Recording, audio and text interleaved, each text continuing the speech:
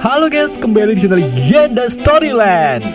Di video kali ini saya akan merangkum sebuah film action berjudul A One Sword of Serenity yang dirilis pada tahun 2019.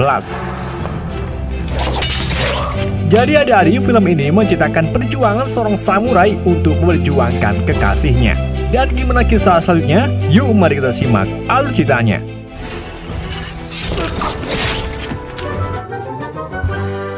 Gak bisa bahasa Inggris.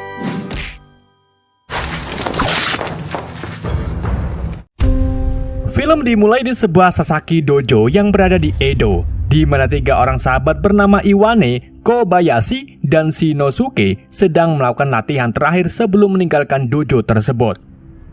Pada saat itu, Kobayashi berhasil mengalahkan Shinosuke. Kemudian, Kobayashi menantang Iwane, namun Iwane melawan dengan santuy yang membuat Kobayashi memenangkan pertarungan.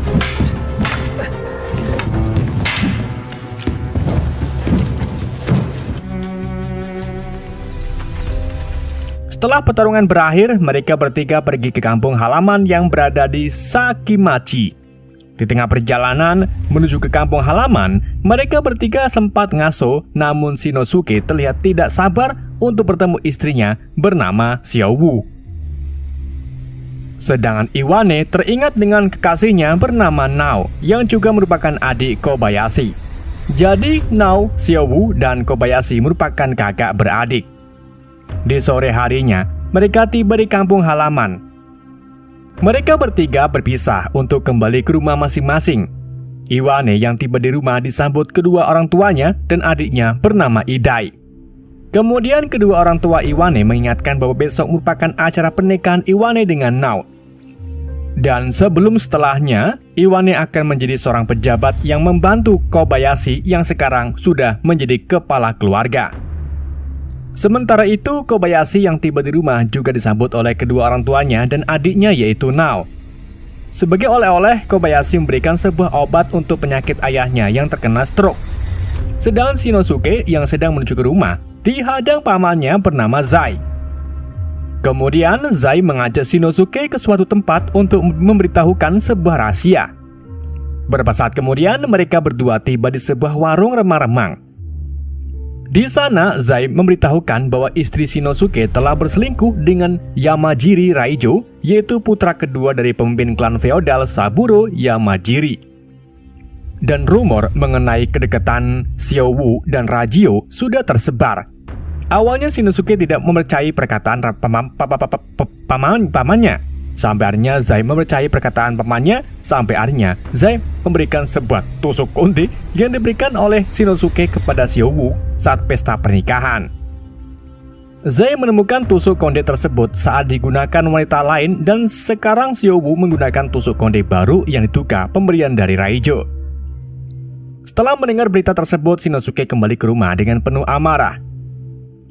Saat Shinosuke tiba di rumah, ia melihat Xiaowu membelai tusuk konde baru yang membuat Shinosuke gelap mata dan membunuh Xiaowu. Berita mengenai kematian Xiaowu sampai ke telinga Kobayashi. Sedangkan Kobayashi bergegas ke rumah Shinosuke, dan saat Kobayashi tiba, ia melihat Xiaowu yang tergeletak tak bernyawa. Kemudian Kobayashi meminta penjelasan mengenai tewasnya Xiaowu kepada Shinosuke. Kemudian Shinosuke menjelaskan ia membunuh Xiaowu karena telah berselingkuh. Karena itu Shinosuke membunuh Xiaowu dengan cara samurai. Sedangkan Kobayashi yang mendengar hal ini marah karena Kobayashi mengenal adiknya yang tidak mungkin mendua. Di tengah perdebatan mereka berdua, Zai tiba-tiba muncul dan mengatakan bahwa ia melihat dengan mata kepalanya sendiri perselingkuhan Xiaowu. Namun Kobayashi masih tidak percaya dan menganggap Zai yang menyebarkan rumor tersebut. Zai yang mendengar perkataan Kobayashi segera menarik pedangnya. Namun Kobayashi lebih cepat menarik pedang dan membunuh Zai dengan sekali tebas. Setelah kematian Zai, Kobayashi memerintahkan pengawalnya untuk membawa jenazah adiknya. Sebelum Kobayashi pergi, Shinosuke mencoba menjelaskan bahwa ia menemukan bukti dengan sebuah tusuk konde yang ditemukan oleh Zai. Salah satu pelayan Xiaowu yang melihat tusuk konde tersebut menjelaskan bahwa Xiaowu terus mencari tusuk konde yang dipegang Shinosuke. Dan karena Xiaowu tak kunjung menemukan tusuk konde tersebut, ia pun membeli tusuk konde lain untuk terlihat cantik saat Shinosuke datang ke rumahnya. Setelah mendengar kebenaran yang terjadi, Shinosuke merasa menyesal dan meminta jenazah istrinya dikembalikan. Saat Shinosuke menarik pedang untuk memaksa Kobayashi, namun Kobayashi merespon dengan menebas Shinosuke hingga tewas. 今亡くになっちゃ探しておりましたにしちょったのになくしちまったと前はわしの妻じゃ。まこと前はわしのもんじゃ。 Di keesokan paginya, pihak keluarga Kobayashi meminta pengampunan dari para dewan, namun para dewan menganggap tindakan Kobayashi sudah melewati batas dengan membunuh Shinosuke dan Zai.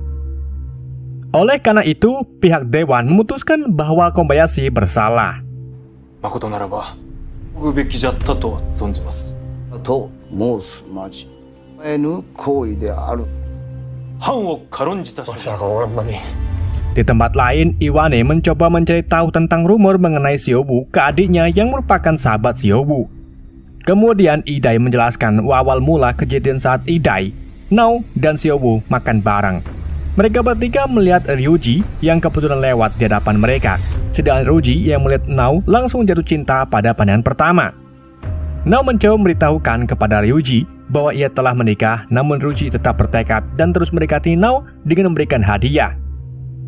Sementara Shiobu yang melihat kakaknya terus tergoda mencoba menghubungi bapaknya Ryuji untuk menghentikan perbuatan anaknya. Beberapa hari kemudian, Ryuji memerintahkan Zai sebagai perantara untuk mengirimkan surat ke Shiobu. Dalam surat tersebut, Ryuji meminta maaf dan ingin bertemu Shiobu secara pribadi. Sedangkan Shiobu yang membaca surat tersebut memenuhi keinginan Ryuji. Dan saat mereka berdua selesai bertemu, rumor mulai tersebar oleh Zai mengenai perselingkuhan Ryuji dengan Shiobu. Tak lama berselang, Iwane mendapatkan kabar bahwa Kobayashi menerobos masuk ke rumah Ryuji dan membunuhnya. Sebelum Iwane menyusul Kobayashi, Iwane menitipkan hadiah untuk diberikan kepada Nao. Beberapa saat kemudian, Iwane tiba di tempat Kobayashi berada. Di sana Iwane melihat para petugas yang sudah mengepung Kobayashi. Namun Kobayashi melakukan perlawanan yang membuat beberapa petugas tewas di tangan Kobayashi. Sedangkan Iwane meminta izin kepada kepala petugas untuk berbicara dengan Kobayashi. Setelah Iwane tiba, ia segera menceritakan kebenaran mengetahui rumor yang beredar mengenai Shiobu dan Nao. Dengan bersimbah darah, Kyokushi yang mendengar hal tersebut meminta permintaan terakhir agar Iwane melawan dengan serius. Akhirnya, bewan antara kedua sahabat pun terjadi. Awalnya Iwane tidak ingin melukai Kobayashi, namun melihat Kobayashi yang serius, akhirnya Iwane dengan serius melawan Kobayashi yang membuat Kobayashi tewas.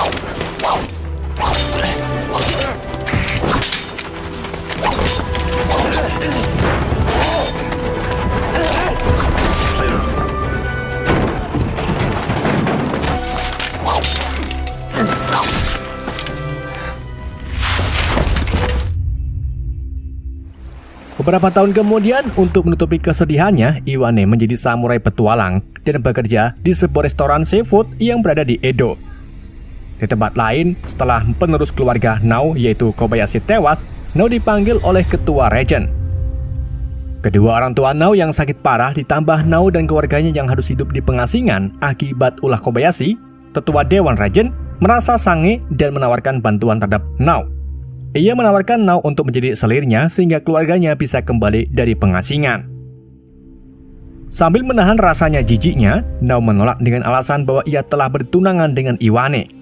Kemudian Nao keluar dari rumah tetua Regen sambil menangis dan berharap Iwane untuk cepat kembali. Sementara itu, Iwane yang selesai bekerja kembali ke kontrakannya. Tak lama, Ji Bingwei, pemilik kontrakan, datang. Ia merasa kasihan dengan penghasilan Iwane yang pas-pasan dan memutuskan untuk menawarkan pekerjaan lain kepada Iwane. 申し訳ござらない。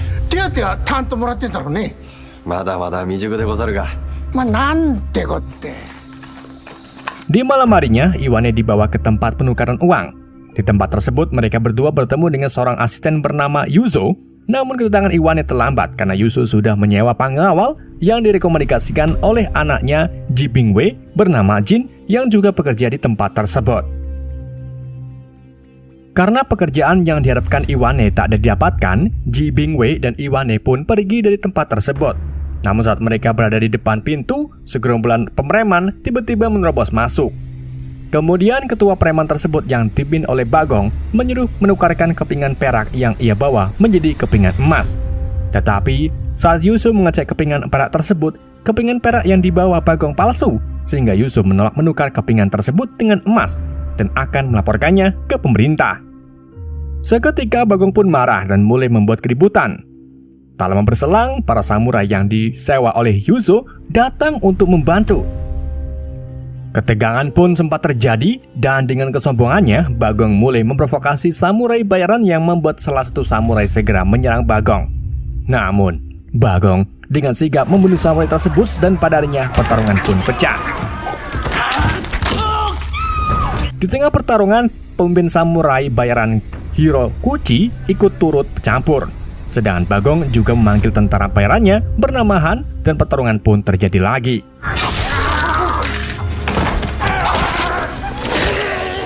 Dalam pertarungan tersebut, pihak Yuzo kalah. Sampai akhirnya suasana yang kian mendesak membuat Iwane turun tangan dan berhasil mengalahkan Han dengan mudah.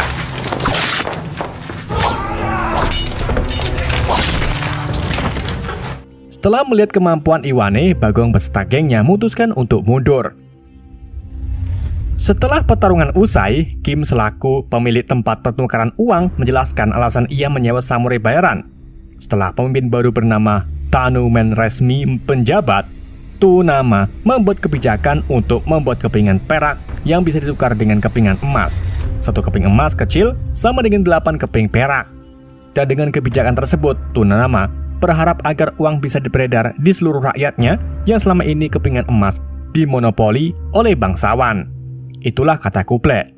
Namun pemilik rumah Uwa yang mendapatkan keuntungan dari pertukaran emas tidak setuju dengan kebijakan dari Tunama. Oleh karena itu, Kim meminta Iwane untuk menjadi pengawal di tempatnya, sedangkan Iwane setuju untuk menjadi pengawal Kim. 実を申しますと、あるということです。金の相場が崩れてしまえば、お狐様が発行されたそんなことにまでなろうとは。日没から日の出まで Di keesokan paginya, Jin memberikan upah kepada Iwane setelah terlibat pertarungan dengan Bagong. Kemudian Jin menjelaskan tentang pekerjaan dan jam kerja yang akan dilakukan oleh Iwane. Di malam harinya lagi, Iwane menemui samurai bayaran Kim yang tersisa, Sakakashi dan Shinagawa. Setelah melihat kehebatan Iwane, mereka berdua mulai bekerja di bawah Iwane. Kemudian Iwane meminta mereka berdua untuk mengawasi pergerakan Bagong. Setelah menerima perintah, Sakazaki dan Iwane mengikuti Bagong di sebuah kasino. Di tempat tersebut mereka berdua sempat melihat transaksi yang dilakukan oleh Bagong. Suatu hari Sakazaki mendengarkan percakapan antara Bagong dengan dua orang samurai. Dalam percakapan tersebut, Bagong memintakan kedua samurai tersebut untuk membunuh Iwane. Namun salah satu samurai menyadari Sakazaki yang sedang menguping. Sedang Sakazaki segera melarikan diri dan dalam pengejarannya, Sakazaki sempat terluka namun ia berhasil lolos.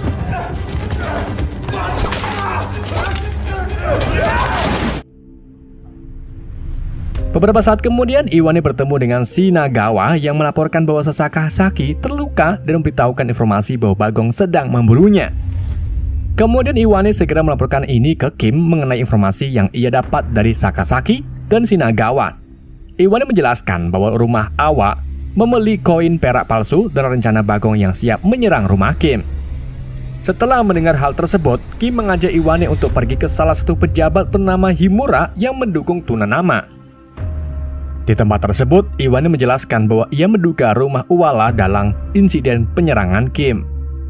Iwane juga menduga bahwa rumah Uwa mempunyai dukungan kuat sehingga mereka berani untuk menantang pemerintah. Sedangkan Himura yang mendengar hal ini memuji pemikiran Iwane.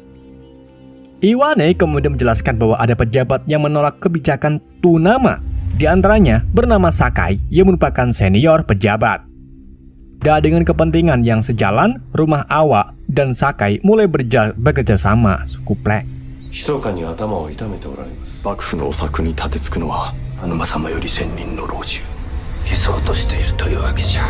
潰そうとしていることはお言づてにございます。 Di malam harinya saat ingin meninggalkan rumah Himura, Kim dan Iwana dihadang Bagong dan dua samurai yang disewa olehnya. Dan pertarungan pun tak dapat dihindarkan. Iwane mengawali pertarungan dengan membunuh Bagong. Kemudian melanjutkan pertarungan salah satu samurai bernama Ijo, sedangkan Kim memerintahkan anak buahnya untuk memanggil petugas.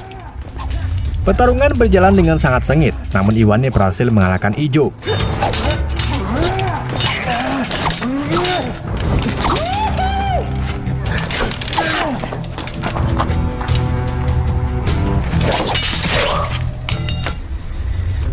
Tak lama para petugas datang yang membuat samurai bayaran yang tersisa meninggalkan tempat kejadian. Setelah pertarungan berakhir, Iwane mengalami sedikit luka, sedangkan Jin yang baru saja tiba segera merawat luka Iwane. Setelah selesai merawat 3 luka Iwane, Jin sempat menanyakan 3 dupa yang berada di rumah Iwane. Kemudian Iwane menjelaskan tentang kejadian sebelumnya di mana semua sahabatnya telah tewas. Setelah kejadian tersebut, keluarga Nao diasingkan dan keluarga Iwane diusir dari rumahnya. Sedangkan Iwane merasa malu untuk bertemu dengan Nao setelah membunuh abangnya. Sebelum Iwane pergi, Iwane meminta Nao untuk menunggunya 3 tahun untuk merantau mencari duit. Dan setelah Iwane kembali, Iwane akan memulihkan keluarganya dan berjanji akan menikahinya.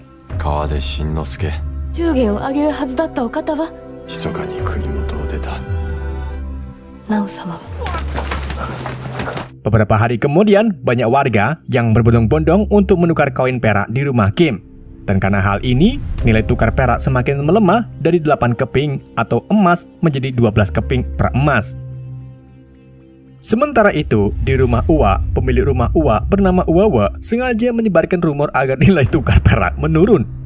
Dengan demikian, publik akan menganggap kebijakan tuna nama gagal. Di keesokan paginya, Uwane mendengar kabar bahwa rumah Uwa membuka exchange dengan harga 12 perak per emas bonus 1 keping perak. Karena hal tersebut, banyak para pengusaha pergi ke rumah Uwa untuk menukarkan emas menjadi perak yang membuat nilai perak kian melemah. Para pengusaha mulai dari pengusaha ikan, tekstil hingga rumah bordir menukar perak dengan jumlah besar. Saat Uwa melakukan transaksi dengan rumah bordir, ia mulai kehabisan uang perak dan memutuskan untuk mencampur dengan uang perak palsu. Dan saat transaksi sedang berlangsung, petugas pemerintah melakukan inspeksi di rumah Uwa dan menemukan perak palsu yang telah dicampur. Dan kala hal ini, petugas pemerintah memerintahkan menangkap Uwa, namun Uwawa berhasil kabur. Di malam harinya, para pengusaha yang menukar perak di rumah Uwa berkumpul. Rupa-rupanya para pengusaha tersebut telah bekerjasama dengan Kim dengan bantuan koneksi Himura untuk menjatuhkan Uwawa. Saat Jin dan Iwane keluar dari tempat pertemuan, tiba-tiba Jin disandra samurai yang disewa oleh Bagong sebelumnya.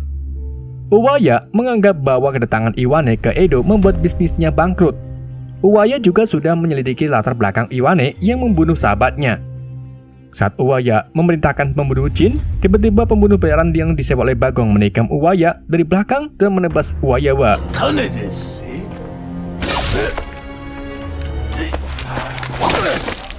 Pembunuh bayaran tersebut menganggap bahwa Uwayawa sudah tidak berguna, sementara Uwayawa yang sekarat mengutuk Iwane bahwa di masa depan Iwane akan terus membunuh dan Iwane akan terus teringat dengan korban yang ia bunuh. Mendengar ucapan tersebut, Iwane teringat dengan Kobayashi, namun Iwane tetap melanjutkan pertarungan melawan tentara bayaran tersebut.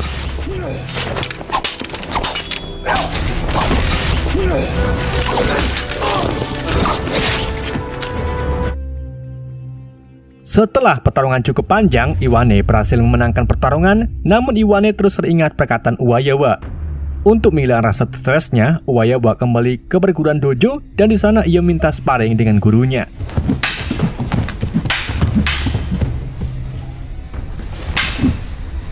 Setelah sparring usai, gurunya memberikan sebuah surat yang ditulis oleh Nao untuk Iwane. Dalam surat itu tertulis bahwa Nao akan selalu mencintainya.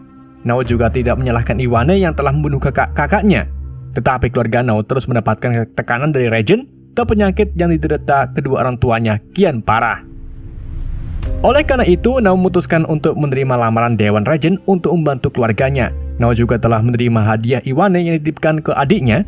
Nao menganggap bahwa hadiah tersebut merupakan emas kawin dan menganggap bahwa Iwane merupakan suaminya meski sekarang Nao akan menikah dengan orang lain.